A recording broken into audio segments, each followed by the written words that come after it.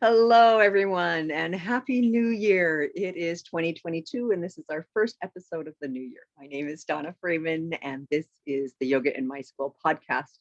I am the founder of Yoga in My School. I've been teaching kids yoga for 25 years now, and it is an absolute delight to be able to bring you this podcast. We are, it started in 2009, so if somebody's good at math, they can figure out how many years we've been going strong.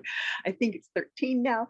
And over that time, I've had the opportunity to chat with so many amazing people in the kids yoga community. And I appreciate you tuning in, listening, sharing, doing all those kind of things to help build our community and spread the kids yoga, mindfulness, meditation, movement, love, and sprinkle that little goodness in your own community. And that was truly the impetus to creating the podcast back in the day when podcasts weren't a thing back then, guys. Like nobody, it was like, I'm sure for years I just talked to the void. It was okay.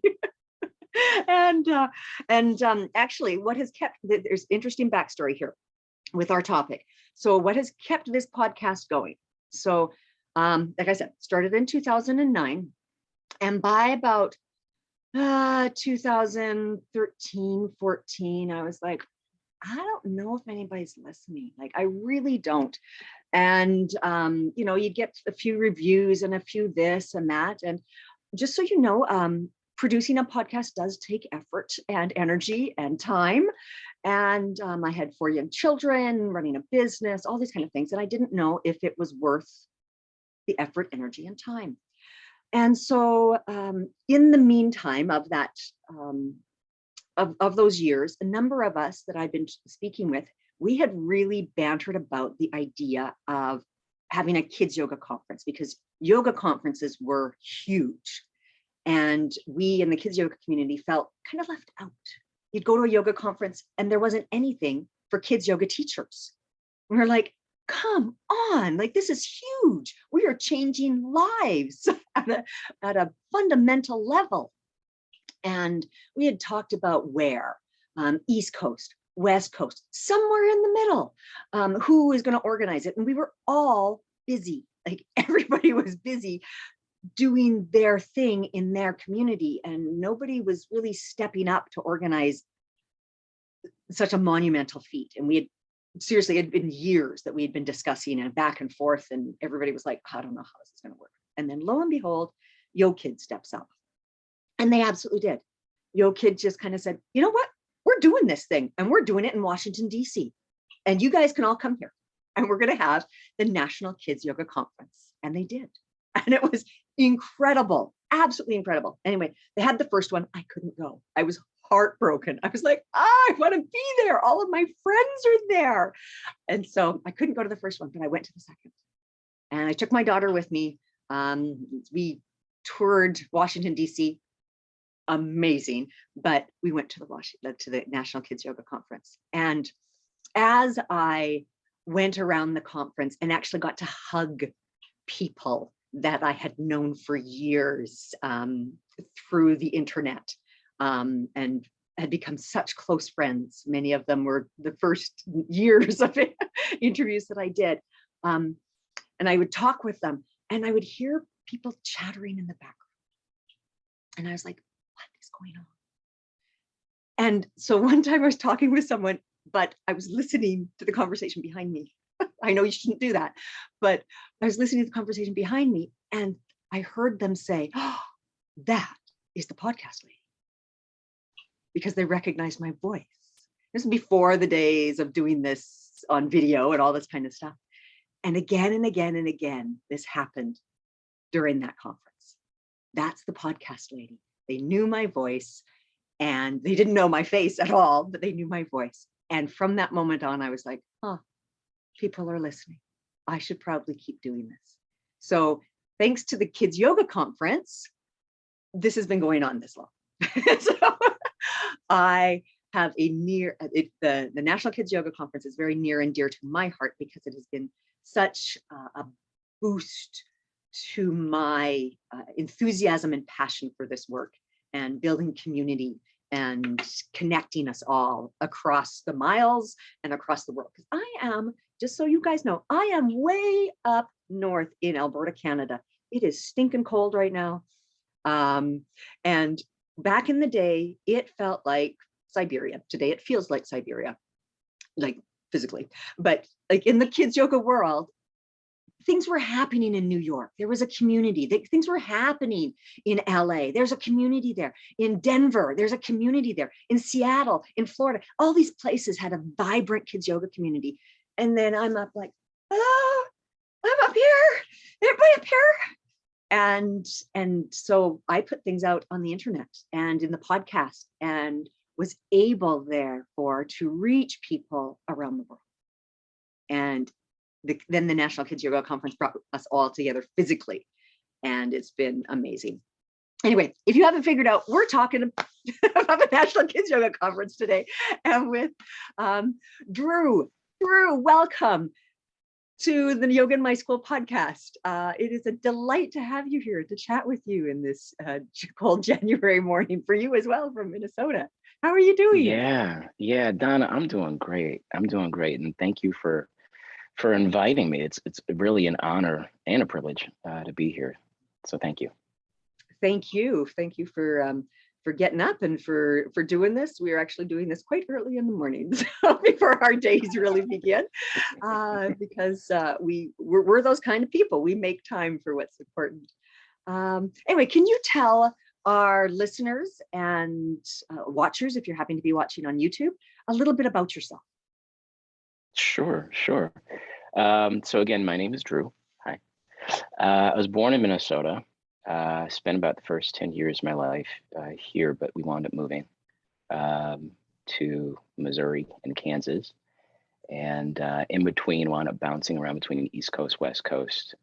Studied theology and psychology, and coming both through college and out of college, wound up pastoring a church for about 7 years. It's an AME church. It stands for African Methodist Episcopal Church. For those who aren't familiar with that title, also, I wound up being the founding president of an NAACP branch, National Association for the Advancement of Colored People. So we're basically talking about two civil rights organizations, two social justice organizations mixed in with a little bit of religion. After about 7 years of working, if you want to think of it as social justice or community organizing or nonprofit, it dawned on me after about year 7. I love what I'm doing, but I also like to get paid for what I do. And so I transitioned out of the nonprofit arena into for-profit, and specifically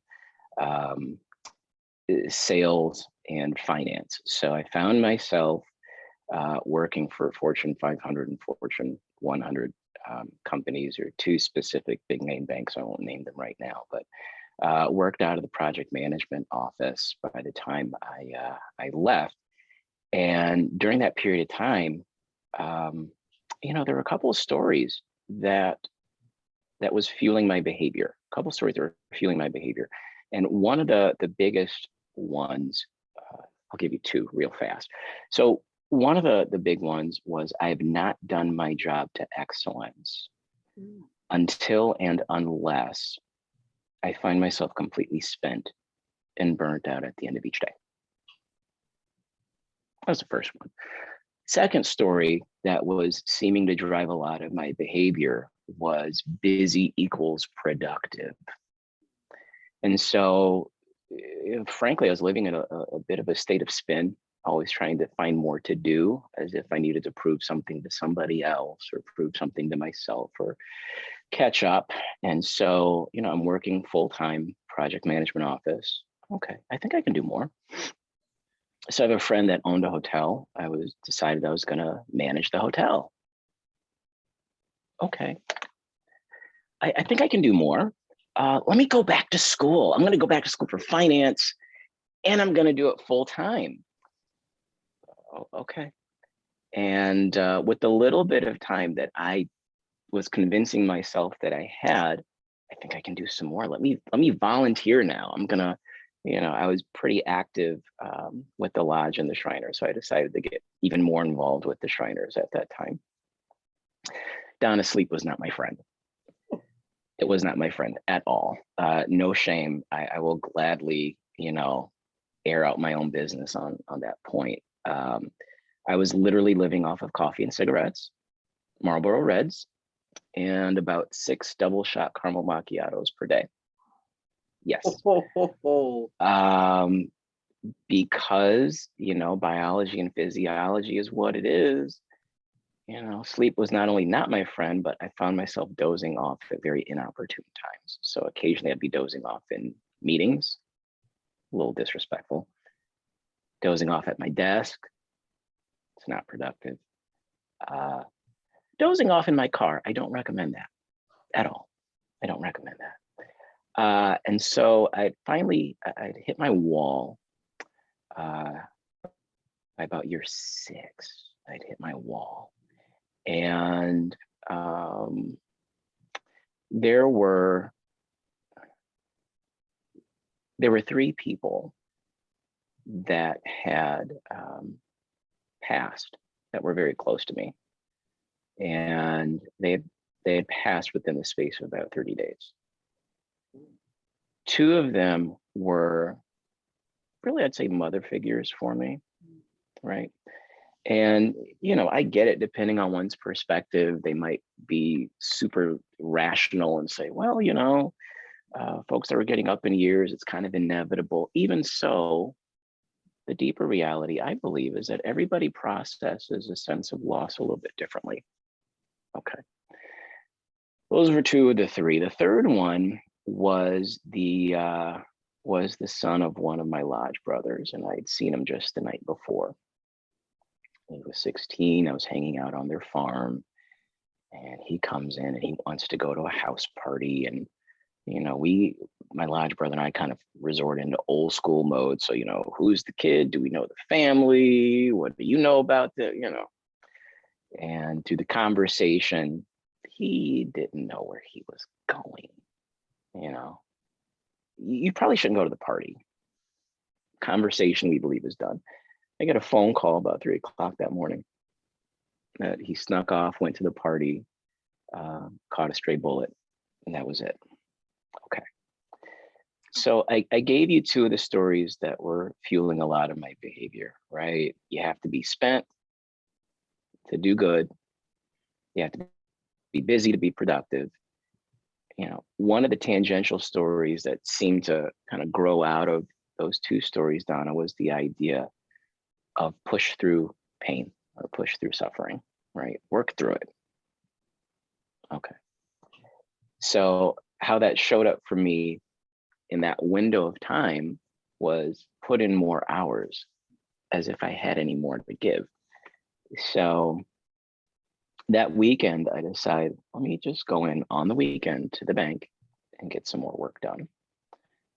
Now, at that time, for whatever studies I thought I had done up until that point, hindsight being what it is, I did not have the vocabulary to articulate to myself what I was feeling at that time.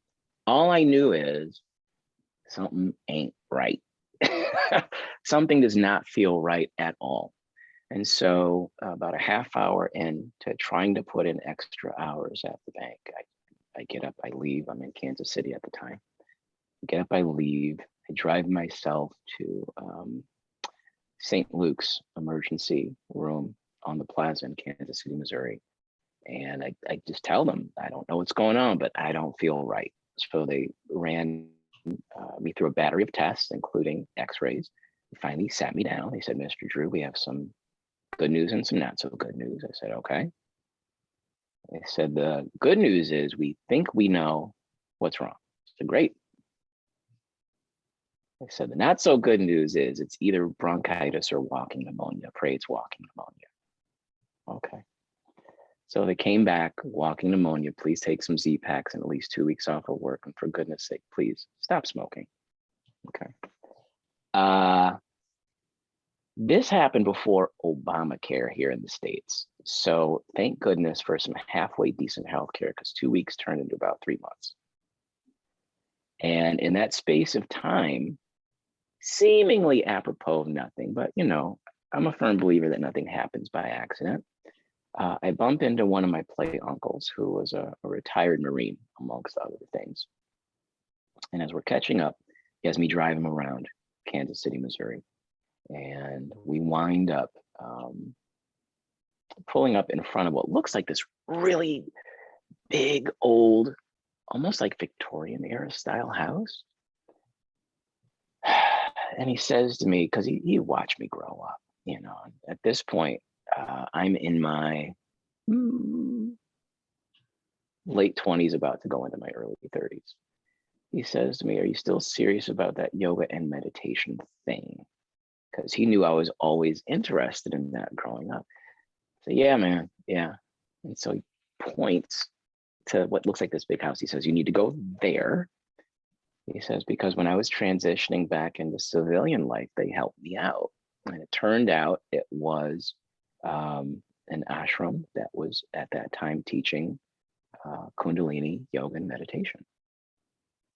Okay, I take one class. I loved it. I take another class. Next thing I know, I'm living there and I'm going through their teacher training program, which was just shy of a year. Okay. I'm slowly working our way up to the present year. So by the time I get to the end of the training, Donna, it dawns on me, I am not going back into corporate life, at least not the way that I was familiar. So the little bit of savings that I thought I had left, I decided to roll it into a brick and mortar studio, and Healing House Yoga was born. It's 10 years old as of this year. As a brick and mortar that taught yoga, we did pretty good. We did pretty good. I looked at the numbers at the end of my first year, and just looking on paper, we did better at the end of our first year than I did at the end of year 6 working in finance. Like, I might be onto something, and I like what I'm doing. Cool. I realized, though, as much as I love a physical yoga practice, I also really, really love reflective practices generally, mindfulness and meditation specifically. And I wanted to try to do whatever it was I could to make a bigger impact, even if that was outside of my immediate geographic location. Now, I told you I was born in Minnesota. And so I had a few cousins that were telling me, come on back, come on back, come on back. I finally decided to take the plunge. Okay, I'm coming back to Minnesota. And as I came back, very quickly, one thing led to another. And just in substituting a yoga class for a then friend of mine, from the back of the room, this person that I did not know, literally at the end of class, runs up to me and grabs me by my forearm and says with all this emotion, "Are you the person that I'm hearing about that's teaching yoga and mindfulness in schools?" And at that time, that was true, because I was also teaching a private class of middle school teachers. So I said, "Yeah." "Well, you don't know me, but my name is Dr. So-and-so, and we have this funding, and we have this idea to institute this in school. We think you'd be a great fit. Come on back." Okay, And before you know it, we're off to the races as far as beginning to bring yoga and mindfulness into public schools, and one school here, and then that led to another school and another school. And from there, Donna, I just quickly, because of the needs and the demand, we created and gave birth to Mindful Eye Consulting.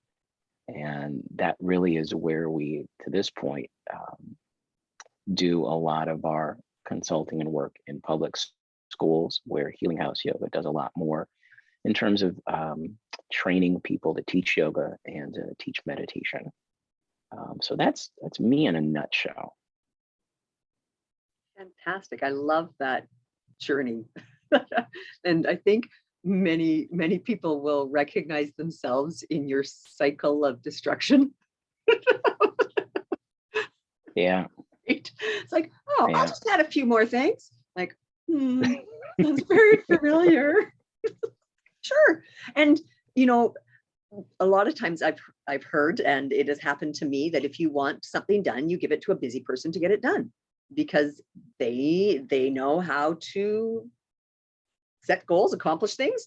Like they've got it all sorted out, and they're like, sure, I'll find time to do one more thing and one more thing to our physical, emotional detriment.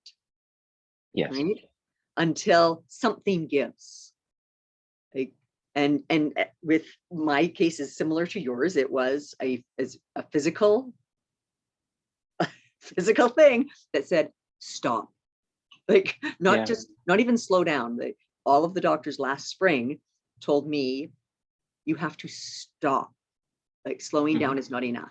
A full pull the plug on everything in your life. I was like, I don't know if I understand that. What do you mean? Stop. And well, Donna, go ahead. And it's just been a really interesting relearning process on how to be. And like you say, the stories of you have value if you're busy, you have value if you're productive, you have value if you're never sleeping.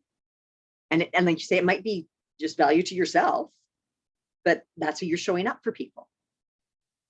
Right? Yeah. So, Yeah. wow. As you told your story, I was like, oh, okay. Well, for me, that's some of the strange irony that I've personally observed and experienced in dealing with so many yoga instructors, whether they deal with adults, whether they deal with the littles, but just this idea of always go, go, go, rush, rush, rush, spin, be busy, and are so outwardly facing, they almost forget the other side of this yoga thing, which is a reflective practice, right? And this sense of inward observation. And yeah, some folks I know kind of get worn out on that phrase self-care. Well, okay, cool. Let's go for self-compassion. And how does that look? How does that sound? How does that feel? And so if I almost had to say that in a slightly different way, Donna, I would say, we're really looking at or observing the idea of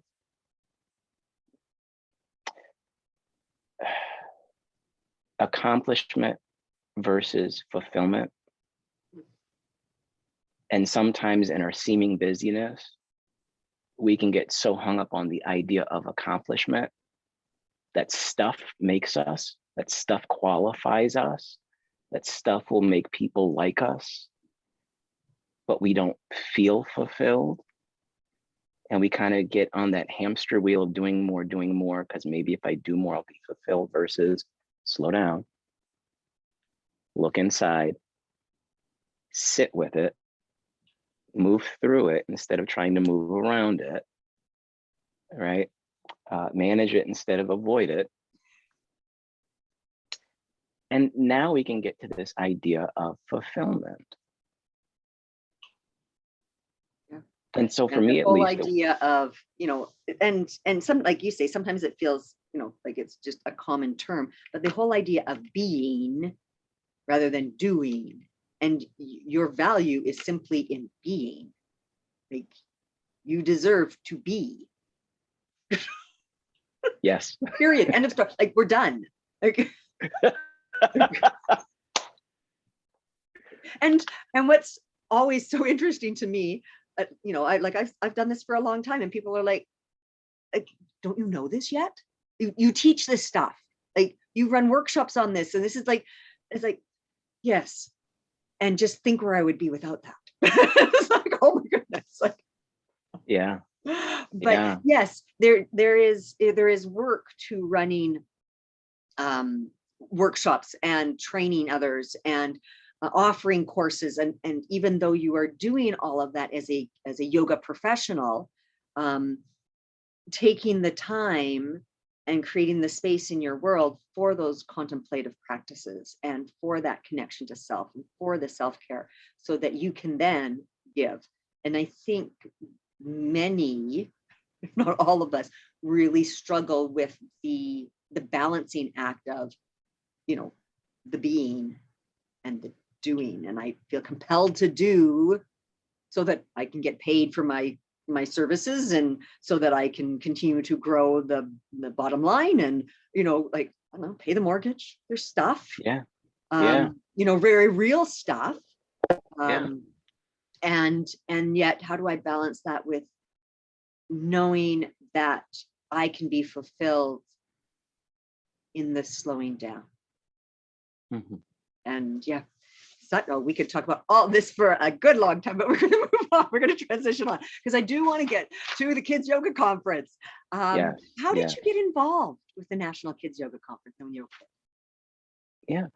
Everything that we just got done talking about, Donna, as far as reflective practices and just doing versus being, right? As I'd gotten myself reestablished back in Minnesota with the business, my businesses, I started looking around and asking, okay, who looks like me?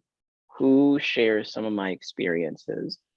Not just to develop some kind of a support system, but to simply see, okay, what else is going on in the world? How does this show up? How does this kids yoga thing show up in other parts of the world?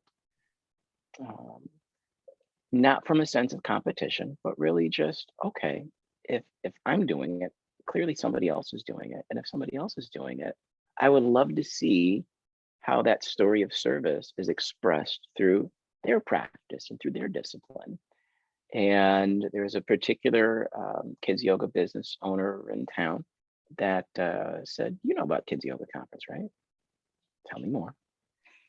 And they said, well, it's out in DC. Oh, cool. I have family out that way. Okay, well, come on out. And, for those who aren't familiar, we're talking about Ellie Burke and Michelle Mitchell that founded it through YoKid Stretch Your Limits, as yoga in schools as a program. And in about 2014, they developed the National Kids Yoga Conference as a way to, as you said in the intro, Donna, bring everybody together that works in that space. And so I get out there and just, it was it's one of those moments, mind blown. Oh my gosh, this is so beautiful. All these people, and wow. And through time, not only did I continue trying to participate just by showing up, but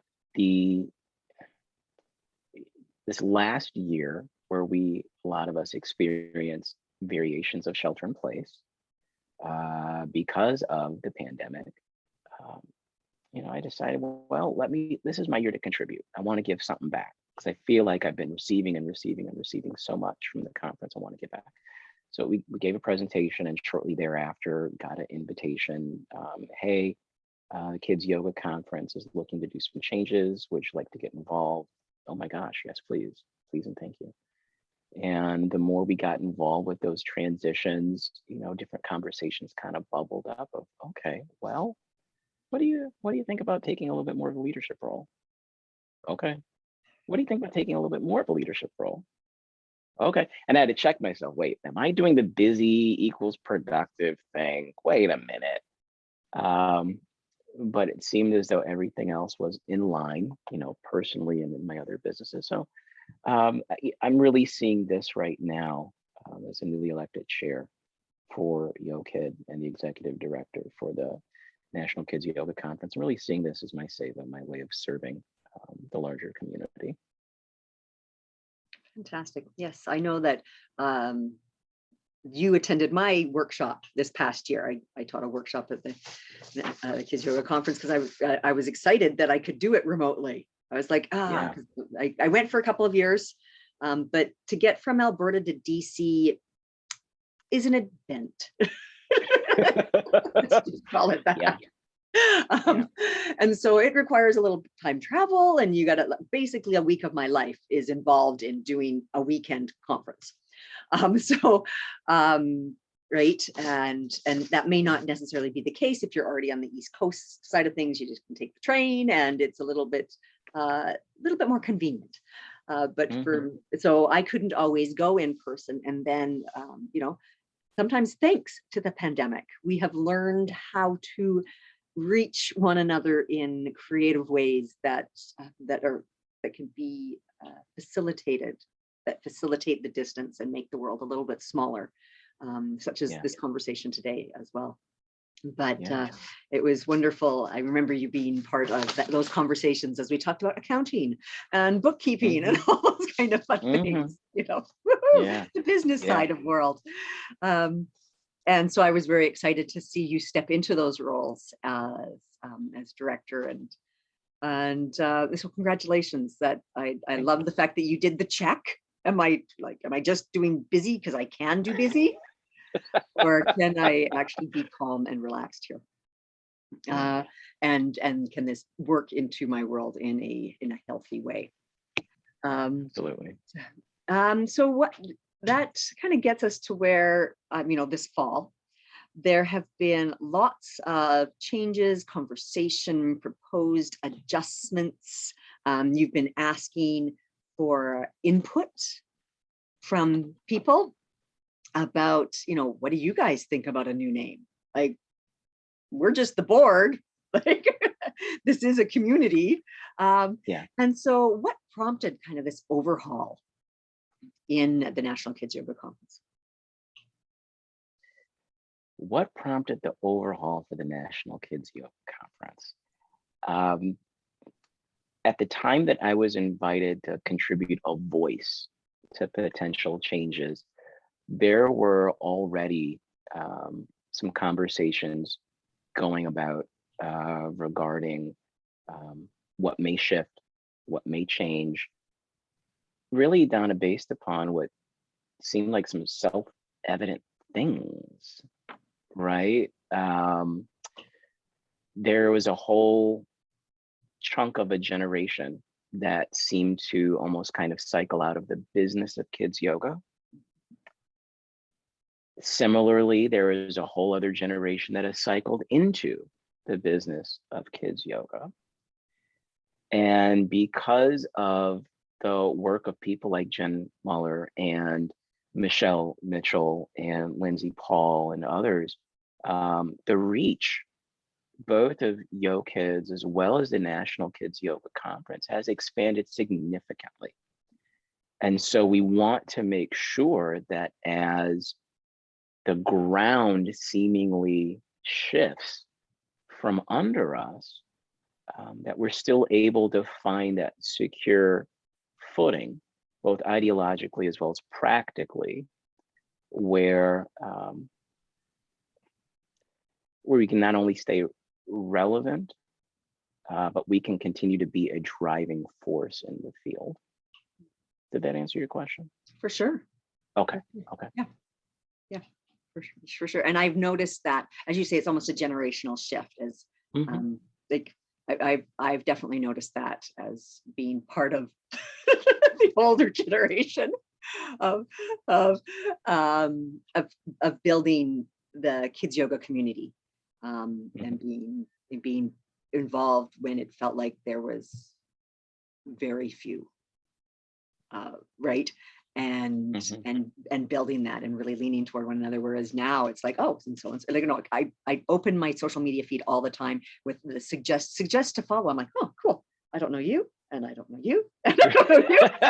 and so then I go follow people and find them, and just amazing work happening worldwide. And I think that's so exciting to see.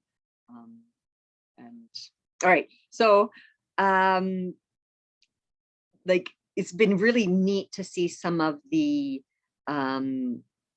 offerings that you've kind of pivoted with, because going from almost like, it wasn't a brick and mortar, but a rented space for Kids Yoga Conference. And I know that took many years of finding different places and finally, finding a place of like kind of that felt like home and could serve the community really well. But it was always that process, to this beautiful dynamic online space that you now inhabit, and you offering so many online events. There's read alouds with authors, which is so cool, panel discussions, courses, and so much more.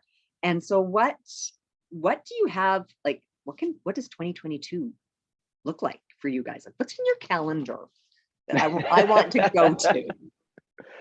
what's in the calendar for 2022? Donna, we're really excited to continue offering a lot of access to online support because, to your point, we're worldwide at this point, and kids yoga is showing up in some slightly different ways, and we want to honor that.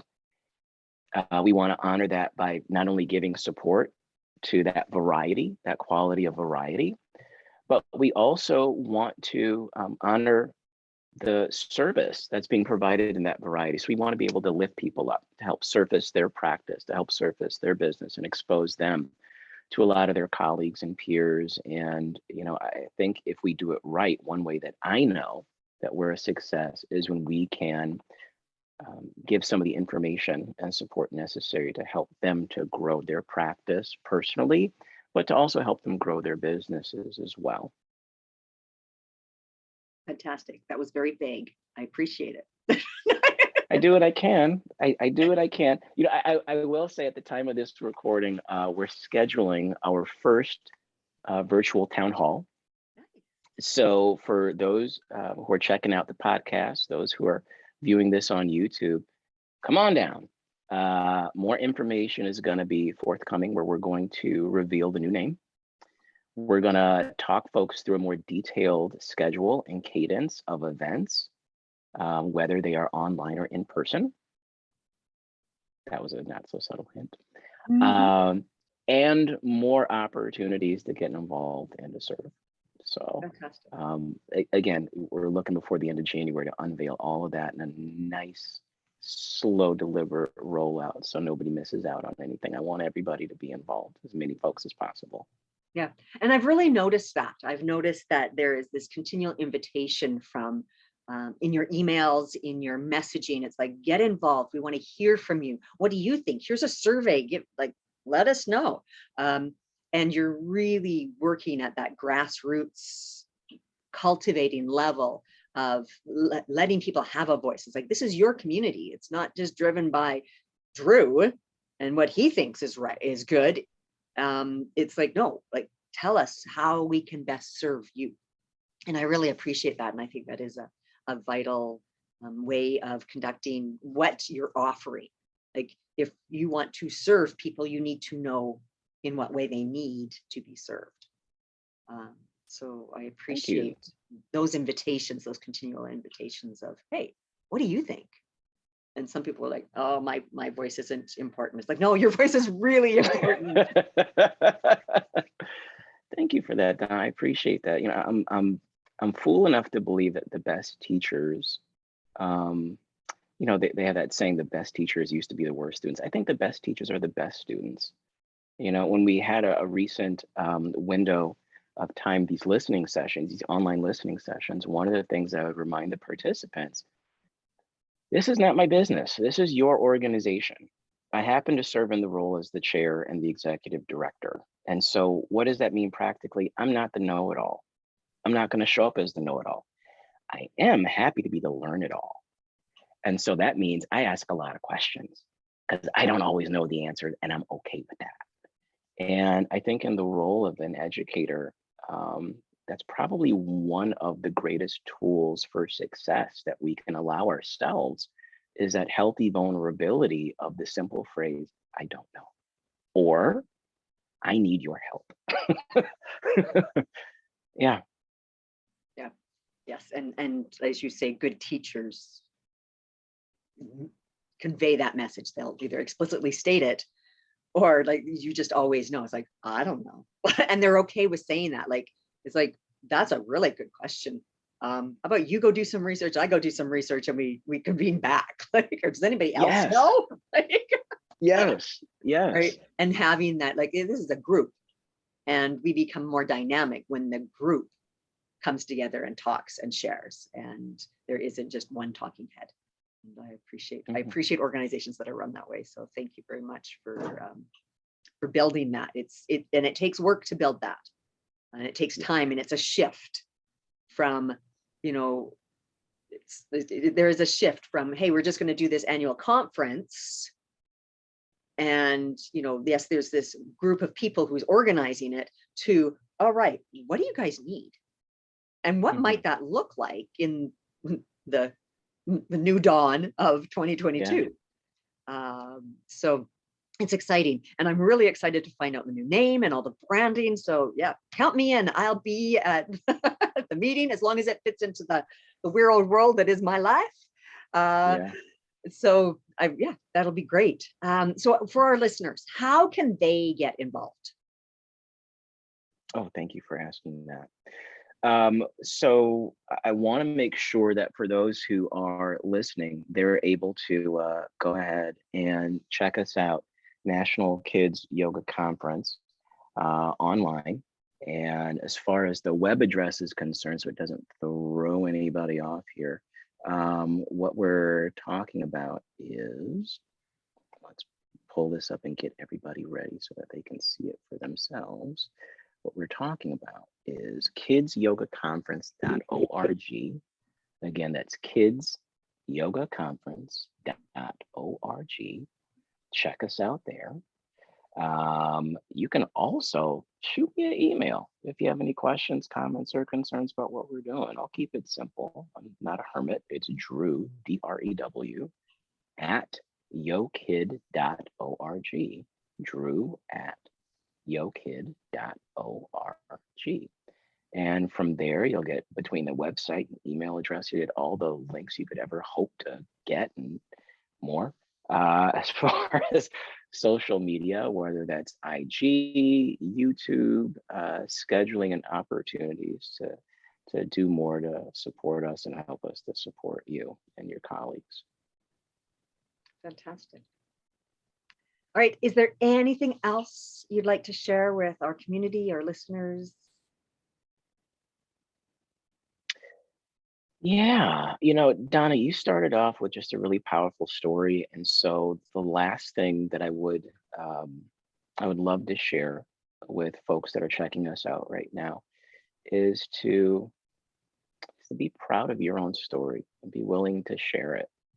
When I was going through pastoral training, our missions year instructor reminded us, be very careful, be very cognizant about what you do, where you go, what you say, because whether you know it or not, somebody's always watching you.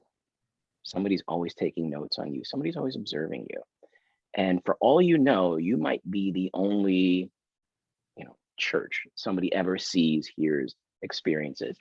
And so for the folks that are checking us out right now, I'd really just kind of share a flavor of that same admonition. Listen, be willing to share your story because somebody's taking note, whether you realize it or not, young or old. And you might be the only yoga or kids yoga or mindfulness or meditation anybody ever sees or hears or experiences. And that doesn't have to be a weighty thing. That can certainly be a joyful thing. Clearly, you wouldn't be doing it if you didn't love it. So I think it's okay to take some pride in that, right? And to share it out. Love it. Love it. Yes. Like I said, some days it's just that somebody commenting, like a little comment about your life or about who you are, and it makes all the difference, right? I know for sure that this podcast would not continue today without the National Kids Yoga Conference, because I was like, it's work. This is work, people. And without that community of support, just knowing, oh my goodness, there are people out there. And so like your comments, your likes, your shares, your like all those little things that you're like, oh, do I need to do this? It's like, it will mean the world to someone else. Like I think for the most part, kids yoga instructors are small business people. Like we have our little community and we're working hard to make it as wonderful as we can. And so there's all these little business owners doing their very best in their communities, and to know that, to see other successes and to learn from one another, just like as you said, I'm just going to go to see what other people are doing. What's going on? And you kept going back because of the energy and the enthusiasm. It's like, oh my goodness, like there's 400 kids yoga instructors in one room. It's like, what? Yeah. And that Yeah. keeps you going. And you know, now that we're working in this virtual world, to hear of somebody else's struggles and to hear of your self-destruction tendencies, and I say, oh, okay, I'm not alone in those self-destruction tendencies. And how do I find some balance too? That's So right. that I can keep going and keep serving and being part of something that's magical and makes such a difference. So thank you for what you Oh, thank have, you. your story and what you're continuing to do. And I will continue to support in any way that I can. And all the best in 2022 and beyond. Feelings mutual, Donna. Thank you. Thank you. All the best to you as well as your audience. Thank you. So everybody, thank you for listening. It's a delight. It's going to be a new year. We've got so many fun things planned. I gave you a little bit of a preview in the previous episode, in our little mini episode. But one thing that I'm kind of hoping to do coming up in this year is to do longer episodes such as this, which has been kind of the norm for the episode, and then some mini episodes, some mini tools, techniques, tips type thing that are a little bit easier to consume sometimes when we're busy, because sometimes that happens, and just balancing, getting a little bit of inspiration or getting a full meal to keep you going and nourished in your kids yoga practice and mindfulness protocols and all that you're doing. So that's one thing I've been tossing around over the holidays as I've been thinking, doing some downtime and trying to listen a little bit better to myself and to those around me. Anyway, it has been a delight. This is the Yoga in My School podcast. I'm Donna Freeman, and until next time, take care of yourselves.